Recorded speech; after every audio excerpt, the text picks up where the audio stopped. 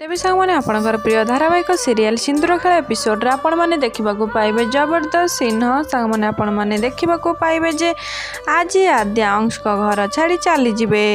हाँ दर्शक बंधु आज आद्या तांको लगेज धरी घर बाहरी जिबा टाइम रे अंश आद्या को देखी नियंती आउ कहती रुह आद्या आउ आद्या अंश को कथा माने रही जाती।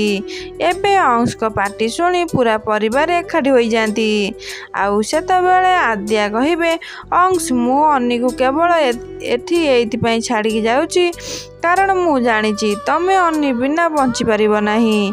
एबे आद्यार कथा शुणी अंश पूरा इमोशनल होई जिबे आ तापरे आद्या कांदिकी कहिबे मु मो पुओ को समर्पी देई जाउची एबे अन्नी तमको लागिला अंश एमिति कही आद्या भो भो होई कांदी पकेइले आउ एतेबेले आद्या को एमिति अवस्था देखी मेघा मनरे आद्या प्रति भल पाइबा सेटा देखा जाउथिला किंतु मल्लिका आद्या कथा शुणी खुशी हुअंती।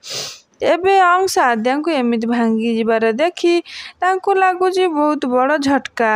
ते फ्रेंड्स आपण मानकु कॉल लागुची आज कौन मेघा आद्या को घर न जिबा पई कही तांको बड़ बो भाबर ग्रहण करिवे कौन मल्लिका को ए घर बाहर करदेवे आपण मानू कौन लगुच कमेंट माध्यम रे जणाइबा। सो आज वीडियो भल लगे लाइक शेयर सब्सक्राइब करंतु।